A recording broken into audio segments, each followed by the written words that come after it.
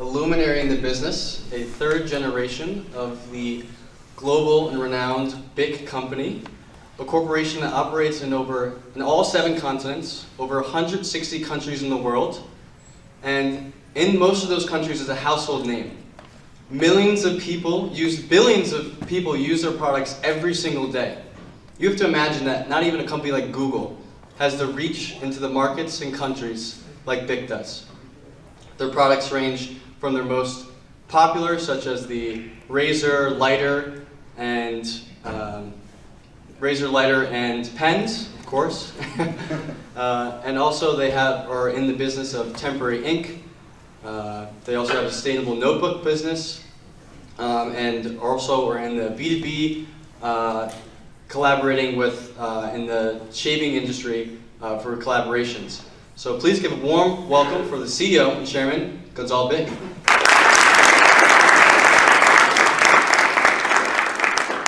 So Gonzalve, I'm an avid user of your products. Which one? So I use your crystal pen every single day. I'm also a user of your lighter, but I have to admit, I realized that I hadn't used your razor, so I felt compelled to go and try it out for myself. So you might be able to recognize the clean Looks shave. pretty good, yeah. The clean shave that I have on my face. It's so I'm also now a consumer and a fan of your tech, or is it Flex 5 razor. So I'd like to give context for the people here in the room today. As he said, this is a startup club. We started just this semester, and our mission is to engage early entrepreneurial interests across campus, helping answer those burning questions about entrepreneurship through speaker series, workshops, and other events. Awesome. And so our kickoff event that we had this semester, we started off by defining entrepreneurship and how entrepreneurship is not just starting your own company, but it's also entrepreneurship, where you're innovating within a corporation. It's a mindset. So recognizing the opportunities that are in front of you, and it might be expressing yourself through art or other ways. So Bich could not be more perfect and is the epitome of a corporation that is at the forefront of innovation. It's synonymous with quality and innovation. So I'm very excited to dive in this conversation with you. I'd like you to take us back 80 years to the original, to the entrepreneurial origin of Bich, and walk us through your grandpa starting in Paris, then expanding into international markets, and then your father taking over the legacy and continuing to maintain that innovation and quality, and now your journey and what you're proud of to move forward this innovation today. Awesome. Can everybody hear me in the back? All right, cool. So, as you said, 80 years back, you're in post-World War II France. So think bombed out, shelled country, half the city still smoldering. People are growing, my grandmother tells the story, she grew rutabaga in the tiny, 10-foot by 10-foot piece of grass in front of the apartment building that they lived in. And my granddad at the time needed a job. He'd come out of the Air Force, and he needed a job, and he gets a job in a tiny little stationary wholesale company. Now, this is a long way from what you know. This is the company that made wooden and wrought iron desks with ink pots for the quill. Think of a world without an iPhone. I know, it's hard to believe. So there were actually, for about 3 months before we started the company officially as Bich Pen, there were Bich ink pots. Now, I've tried for about a dozen years to find one of them. We've never found one. One day I'll find one for the museum. But so he gets a job as a mid-level manager in the company. And at that time, ball pens were a luxury item.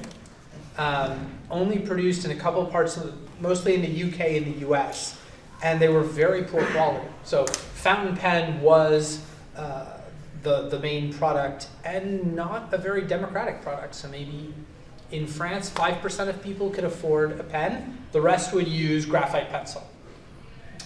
And he found the patent that he leased from Mr. Biro, who was a Hungarian inventor. And this is where the entrepreneurship starts. Over the series of about 2 weeks, he drove around France and raised, in today money, about $2,000. Pre-sold the first $10,000 worth of sales before having a product, having even made one. Then he went and bought the equipment, made the first ones, and 80 years later, we've never had a dollar of debt. This is a $2.5 billion bootstrap business over 80 years. The question you might ask me later, a lot of people do, is if he had put debt on the business, how big would it be today? And we can have an interesting discussion about the use of the reasonable and conservative use of debt. Good case study on that. In entrepreneurship. Yeah, I've had that question quite a bit. But so he does that, and that's like the first 4 or 5 years is just about how fast can he build the machines. Wasn't really innovating on the product, although the process was getting better. But where he took his next step really quickly, and you got to understand, European or American entrepreneurs, most first generations will do one country, one product. If you take all the entrepreneurial stories, that's what you're going to get, about one product, one country. Within 6 years, what he did was found friends, family members, or random people, and he said, here's the license to my product. Go forth and see what you can do. And last week I was in Brazil, where we've been for 67 years. So we had about a 50-year head start on other CPG companies at a global level. And the guy first started, he went to Sao Paulo first, opened a factory, completely failed, burned through the first, I think, $2 million, called my granddad and said, what do I do? And like I said, I'll send you another $2 million. He went to the middle of the Amazon rainforest. It's crazy. And they just started clearing land. Just maybe 3 times the size of this room. Today it's 27 acres, it's 2,000 people, wow. It's a $200 million business. We're number 1 in all 3 of the businesses. So the business grew really quickly at a global level, very different than most companies. So we had guys in Oceania, South Africa, and the United States in 1956. So we were a global business by 1970, very rare. That continued until about 1975, and then in 1975, really fun story. So again, you're in post-World War II France, at the height of the most socialist part of the government. So there's a ministry for acquisitions, everything has to go through the government. And this small GI lighter company, do you guys all know what a GI lighter is? Okay. GI lighter company called Flaminaire goes bankrupt. And my grandfather writes to the ministry and says, I'd like to buy it, please. And they wrote him a letter back, which I still have, and I keep sometimes to read it for inspiration.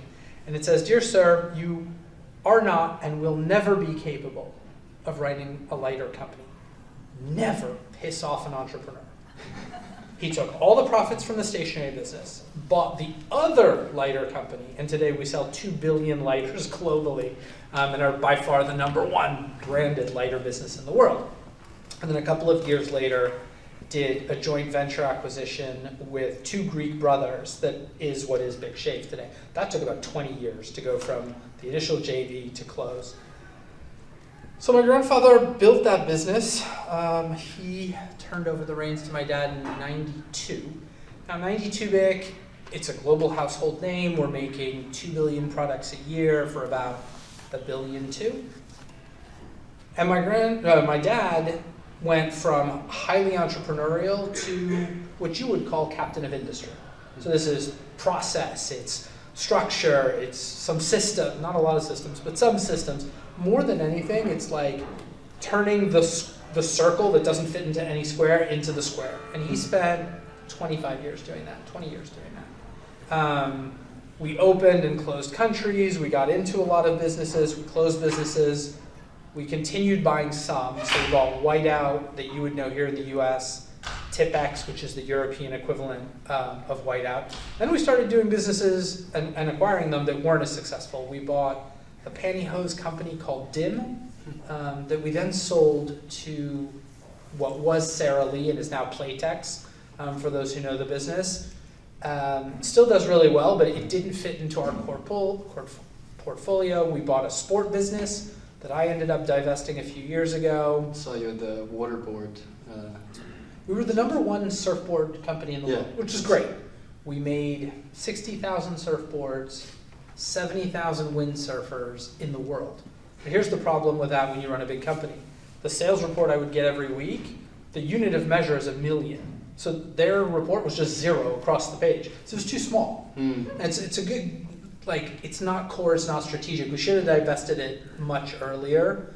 And ultimately, I think we hurt the business a bit. But it has found a new owner who's doing well. They've doubled the business since we sold it to them. Still unprofitable, but that's a subject for a different day. I took over the business a few years ago at a very, not strange, but difficult time. And I'd been with the business 15 years, and we'd have 15 years of market growth. Right?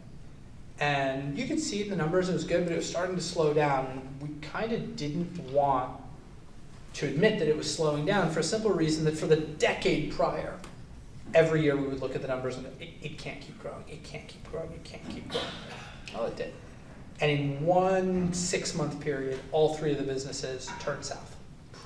Not like the day that Kodak lost the film business, but still, it was really big. We had a year where the U.S. market was and the U.S. is 50% of the business. The U.S. market -10. It's a bit hard. So we took a good long, hard look at the business. We decided to reframe, pivot, do a bunch of stuff. We're just coming out of that transformation. This is the 4th year.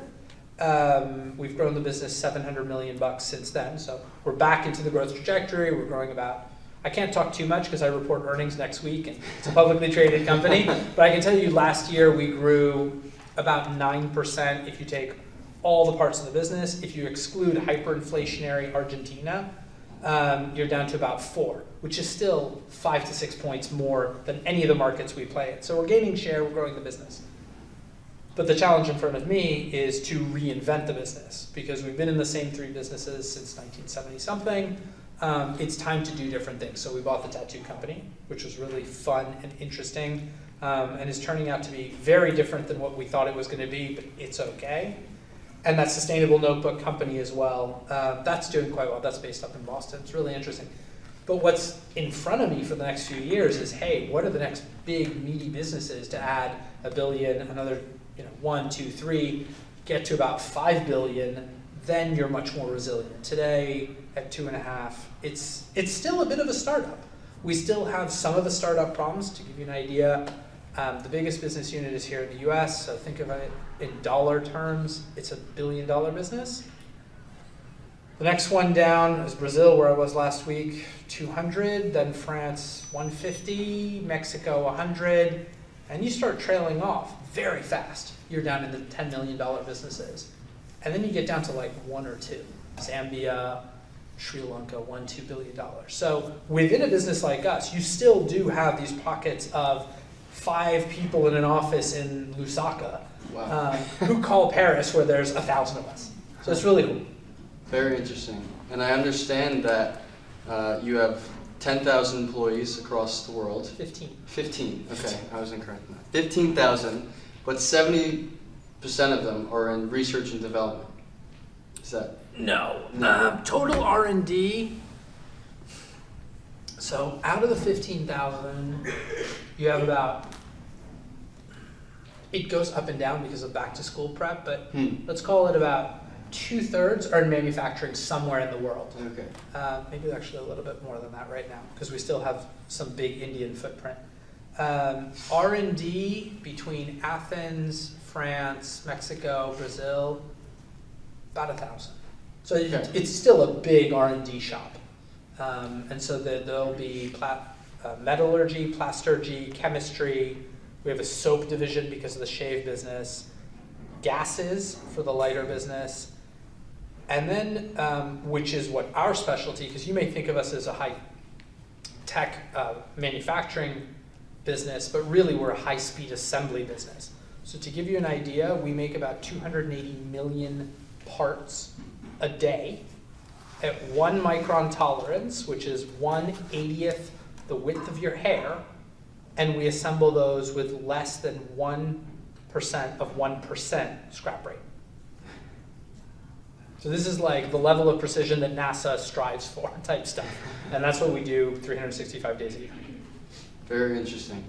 And so how, I feel that startups are known for being a hotbed of innovation. And when it comes to corporations, they're a bit slow in their innovation, but yet Bich stands as an outlier to corporate innovation.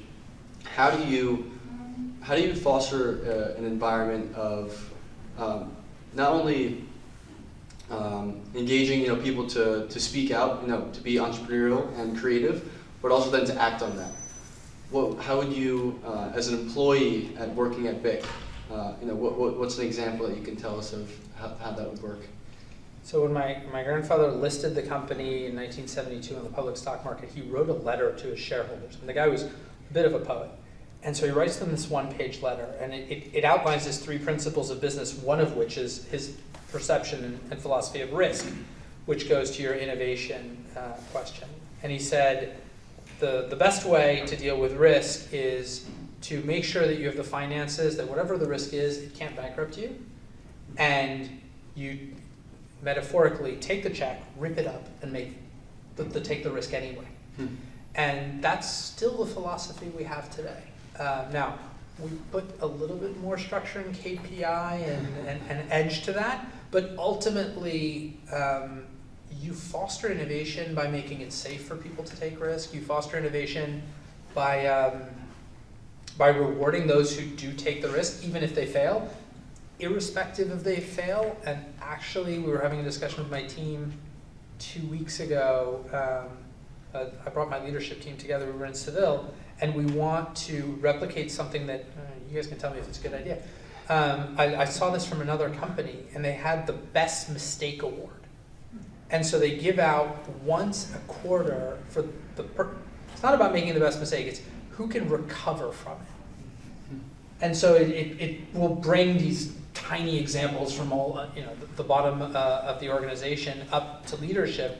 But the more you reward it, the more you foster it, not put it up on walls like we take risk type stuff, but really promote the guy who took a risk and completely burned through some money. As long as people feel safe, they'll do the right thing for the company. Very interesting. Yeah, and I saw you say, there's one thing to have it on the walls, but to actually, as the CEO, to represent that yourself.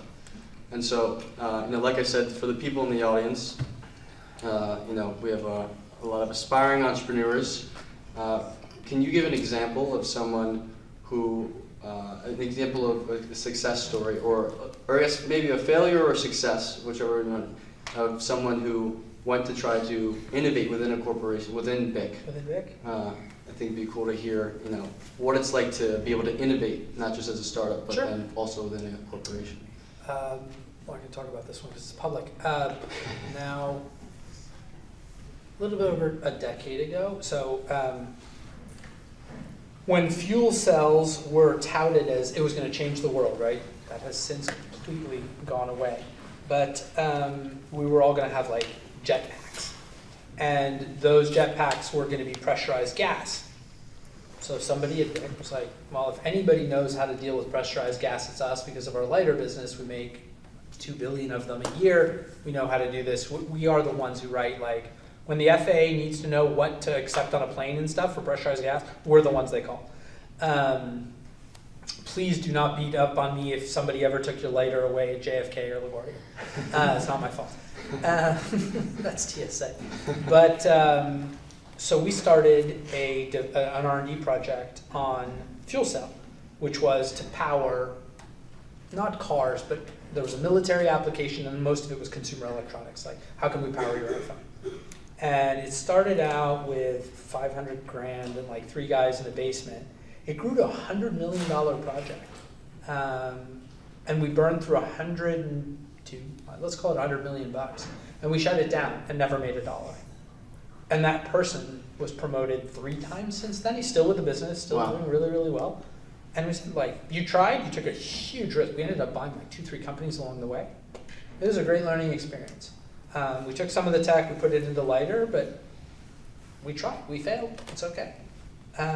Conversely, the ones who have worked, well, here I can't get too specific because the IP is still being vetted in the patent office here in the US, but there will be a new tattoo ink that one of our junior chemists up in Toronto was messing with the Inkbox inks 6 months ago and found a really, really cool application that not only has great commercial properties, but has some really interesting social benefits for Africa and countries where you have epidemics that need to be controlled by the CDC and the WHO. Very cool. Yeah, I think it'd be fun to work at Bich to know that you have that opportunity, that you get to have those passion projects you can work on as well and be able to almost hack on the products that are already made. I also understand that the the CPG, the consumer packaged goods industry, is ever-changing.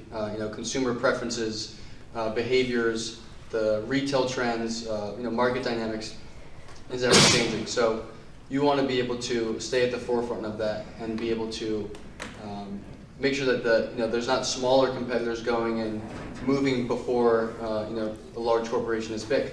So how do you strike a balance between being agile enough to keep up with smaller movers in the market, but also not move too quickly where then you might misstep and overlook maybe a consumer trend? So how do you strike a balance between being agile as a corporation, but then as well making sure that you have thoughtful decisions on this in the innovation that you might be working on, and make sure it aligns with the long-term goals? Well, back to that no debt thing, having the health of the balance sheet that we have gives me an unfair advantage in that type of decision framework, because I can take a level of risk that can impact 2-3 years that most of my peers can't afford to do because, oh my God, I might miss a debt covenant. So I can put a lot more capital. To give you an idea, so we're 2.25. Last year we did over 400 million of EBIT. We have 800 million of cash on our books. And don't get me wrong, a lot of the investors hate the fact that we have that much cash on our books. They thought it was a really good idea during COVID though. I didn't have to renegotiate. But so that's one. Two, I don't think you can go wrong by getting as close as possible to the consumer. And that's tough, as you said, for big corporations because but this is the cash cow. Why would we change it? Well, because if you don't, one day they'll change it for you. I was very fortunate in my career. Early, I lived in Japan, and super, super lucky through absolutely no good deed of my own. I ended up getting a private meeting with the CEO and chairman of Nikon, this really nice but very old Japanese guy, and was asking him about his career. And I asked him, I was like, so tell me about how you survived the digital transition from film to digital. And he said, I'm going to be honest with you, it was 2 board meetings. We had this first board meeting where they presented a digital camera, and as they had for years prior, we all just said no. And he came out of the board meeting and said, like spidey sense type thing, I probably need to revisit this decision, called another meeting a month later, and they made the decision to allocate some capital to, let's try. And they launched the first digital camera, which was probably completely unusable, but they made the pivot and they survived when because back then, when I was in college and I shot photos, it was between Fuji, Kodak, and Nikon film. Kodak is more or less gone.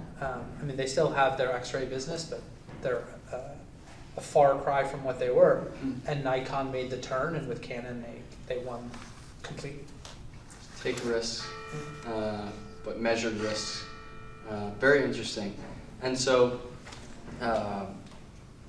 now you're also in the consumer packaged goods industry. Like, it was interesting to see. Like, I understand looking into it that you need to be more innovative given the ever-changing behaviors. Now add the layer of you're in 160 countries and you're working with cultural nuances and ever-changing, within all these different countries. How do you navigate that on a worldwide scale? With great difficulty. That's where that weird Pareto that we have with one big country, 3 medium ones, and the rest small, doesn't help. Right? it would be more helpful if I had like a big China or a big India to offset. But what's really interesting you asked, because that was the subject of my, I got my executive team together this morning. That's what we were working through for 25, 6, 7, and 8. We do clusterization. So we take the US as its own cluster. If something works basically to sell to all of you, I can invest in it. It's big enough to survive. Then the next level down, there need to be 3 of them together. And then the grouping after that, I think it's like 10. But we innovate for pools. Consumers, though, aren't as different as they would like you to believe. A lot of their fundamental needs, I mean, yeah, like there's weird specificities. Here in the US, actually we're half-half, blue and black ink. Mexico is like 90% black and Brazil's 90% blue. Okay. Japan, the number 2 color is purple. From an industrial perspective, that's actually not that hard to manage. Right. And it's a delicate balance. So without talking about us, because we've been pretty consistent, but you can see the difference between Gillette pre-Procter & Gamble acquisition, which was a engineering and manufacturing company like us based up in Boston. You know, you could have any shaver you wanted as long as its handle was black or gray. Those were your options. And you had normal and sensitive, so 4 SKUs. Today, if you go into your local CVS, you're going to find probably 30 different SKUs. And you can take, this is me telling you, go look at their annual report. You can watch the EBIT percentage come down. Because they haven't managed that complexity well. It's very, very tough. And you're constantly pushing and pulling because, remember, there's 3 actors in this particular game. There's me, the retailer, and the consumer. And each one wants to have the last word. Me, I'd be happy if you guys all wanted to buy black pens, the exact same one and nothing but that. The retailer has a huge store, needs to fill it with stuff, so he wants you to have 200 colors, Right. 300 different models. And Mrs. Smith, she's probably somewhere between the 2. She likes innovation, but at the end of the day, and that's what we've seen over the last 2-3 years, especially in the last back to school, is like the wallet in the US has gotten tight, and it's getting tighter, I think, for 24.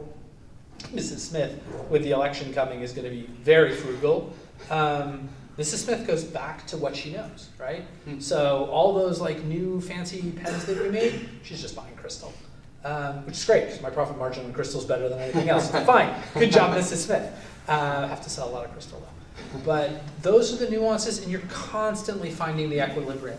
If you write these beautiful McKinsey long-term strategies, by chapter 2, like you're lost. So we tend not to do those.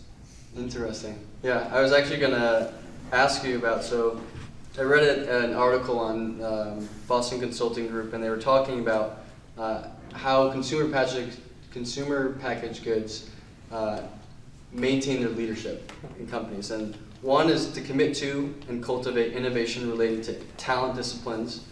2, diversify beyond core offerings. And 3, apply new tools and techniques in transformative ways. It seems like you are talking, something along the lines of that with innovating or opening up to new markets, trying to find that meaty business. How are you with your new strategy Horizon addressing these challenges in the upcoming market, or in your strategy for Horizon? I mean, how are we going to continue to grow? So the way we framed it is core, more, and beyond. So core is just innovating in the core. And to give you a rough idea, 1/3 of the innovation that we do in the core is making Crystal for cheaper. You don't see the difference, but the bottom line does. Good. The second one is sustainability. So you may not see the difference, but the planet does. So I'm using recycled materials, I'm using less material, we're improving the process, we're reducing water, so on and so on and so on and so forth. And the third one is asking you what you want. And in some category, and it ebbs and flows. So the difficulty about asking you, if I asked you, what more, do you have a car? Yeah. Good. Like, do you need your car to go faster when the speed limit's 65? Right. In front of a TV, you're going to go no. When the TV's off, your parents aren't listening, you might go a little bit faster, or it can corner better. My minivan doesn't go too fast. Well, so minivan but it's a great example. I was going to go to the minivan, so you might be too young to remember, but about 15 years ago, all the advertising in this country was around how many cup holders there were in a minivan.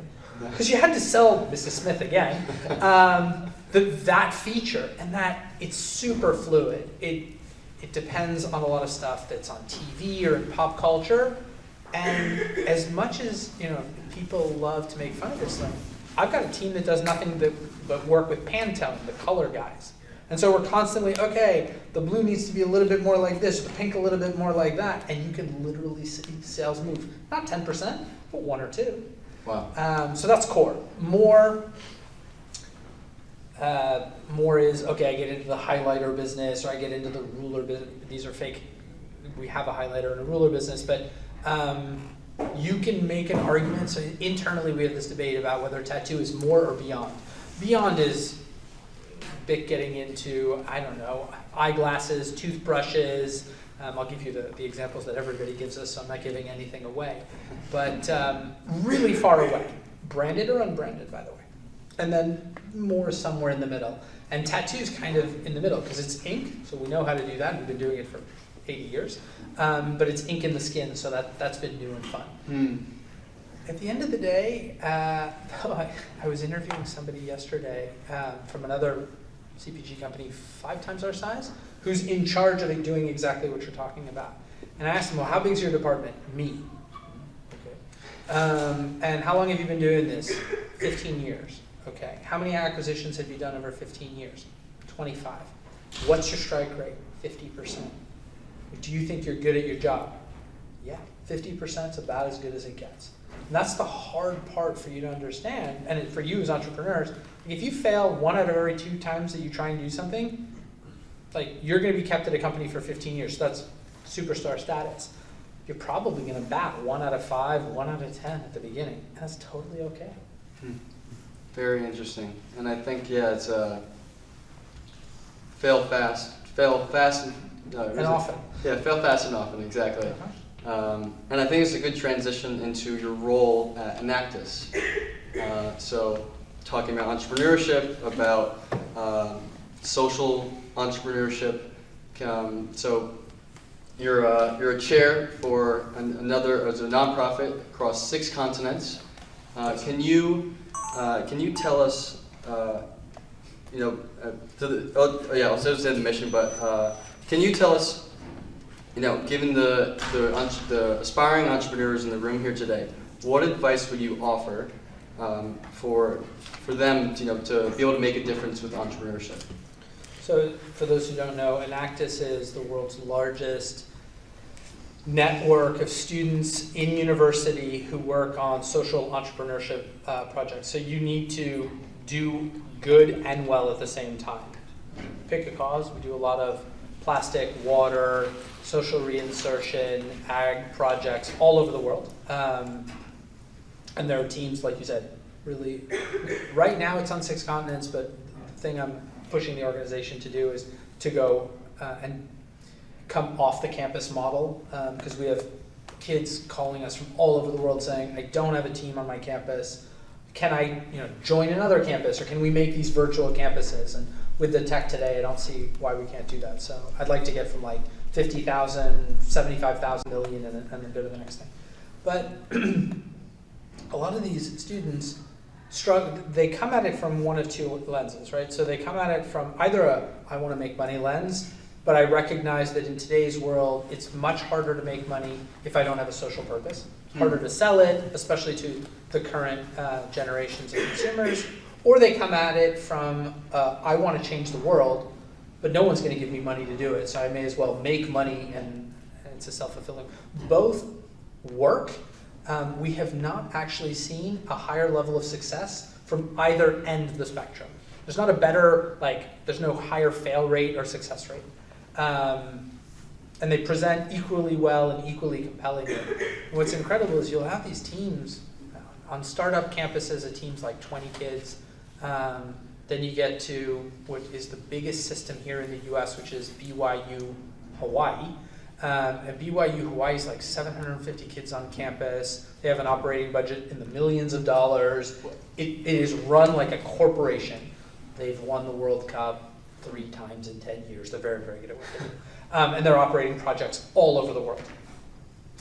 But you don't need to be global. We have kids who are doing projects like in Bridgeport, doing social reinsertion programs right out of prison. At the end of the day, I can teach you, I mean, you can come here and take all the amazing classes you want, in finance and entrepreneurship, whatever. The two things I don't think that you can teach, you can nurture, but you can't teach them, are grit. That's just, you have it or you don't. And I don't want to use conscience, but you have a passion. And for some people, that's helping others. Not everybody in the world, and I don't want to segregate people into the yes and the no's, but the ones who really have a passion, they tend to do better. On the long term, they manage the highs better. The lows are really low, but they manage the highs better, and they can focus on the ultra long term. Hey, Bill Gates once said, I want to put a computer on every desk. When he said that, the world laughed at the guy. Seriously, nobody believed it was going to happen. Oh, he was right. But you had to have that long-term vision. If you think that Amazon, guys, is coming up with these ideas of new features that you see every month or whatever, their average lead time on a feature is 6 years. Yeah. So whatever you think is really cool somebody came up with that years ago. A lot of the stuff we have in our lives today, go on YouTube and look up a cartoon that I watched when I was a kid called The Jetsons. Half that stuff was in The Jetsons. The other half, somebody's still working on. So just keep plugging away. But the Enactus platform of helping kids find a purpose, build business competence, make a few bucks, and then deploy them in social projects is very rewarding. I've been doing it for over 20 years, and it's really something I enjoy and love doing outside of my day job. Yeah, no, it's incredible. I looked and it was a fascinating. I've never heard about Enactus before, and looking into it. Should ask the faculty. I need 2 faculty sponsors to build a chapter. Maybe the startup club. There you go. And so, what would you say to students though, where you're really passionate about climate change, or there's something, maybe it's you want to save the coral reef, but you just don't feel that you have the skill sets yourself. You have the passion for it, but you don't have the skills. How would you recommend someone going about that? Is it going the corporate route, trying to build those skills, and then hopefully spin out into something where you can work into that? Or if you have the passion, but maybe not the skill sets or the people around you, have you seen any examples of how people navigate that? So, my dad, I don't remember who came. So we have something on our walls, which is, it's not on the walls, it's not as politically correct as it used to be, but it's lead, follow, or get out of the way. And you have to know the difference of when you need to do each of those things. So if you have a passion project and you don't have the skills yet, or you don't have the capital yet, well, partner, or go find somebody who does and just hitch your wagon to them. It's kind of like the best advice I can give you. How many of you are seniors? Okay, not a ton of you. But for those of you who you're going to graduate at some point, I was talking on Monday to MBA students in Brussels, and they were asking me, what advice do you have? I said, guys, you should interview your next manager as much as they interview you. So my best advice to you when you go into your first job interview is, if they ask you 10 questions, ask 10 as good questions to them. And find the person that you believe is going to spend the most time and the most energy developing you. Please don't be arrogant enough to think that you're going to have that huge an impact right out of school. You're going to learn a lot. They're probably going to unteach you some stuff along the way. But whoever looks at you with those eyes and you can read, this person believes in me and wants the best for me, take that job offer. At ISO dollars and even a little bit less, a few $1,000 isn't, it will, for some of you, maybe change your life, but not 20 years from now. You won't remember the difference between 1,000 one way or the other. You will definitely remember that first manager. If they are great, and if they are horrible, it will scar you. So definitely do that. If you want to, and you pick a great one, because I'm very passionate about our reefs. If you want to do that, there are amazing NGOs that have tons of structure for you. Go join them. Please don't start another NGO. I think we have something like 8,000 different just environmental NGOs in this country. We don't need another one. What we need is more collaboration to massify the dollars. Because frankly, we're spending a lot of money on administrative paperwork instead of actually impacting the environment or society or whatever you're trying to do. Very interesting.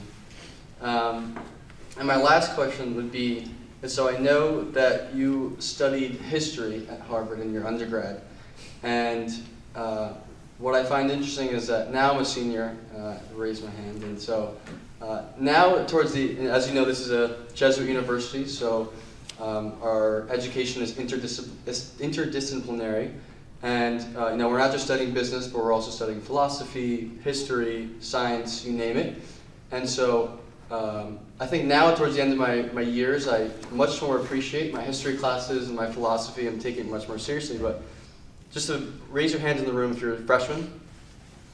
Okay, wow. Sophomore?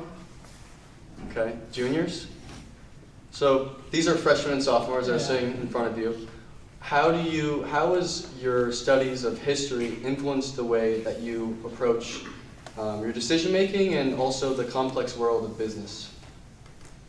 It's given me a perspective of how timeless things are and cyclical, and really we come back to the same questions again and again. The framework is something that I studied quite a bit, not in school, but then came back to it after.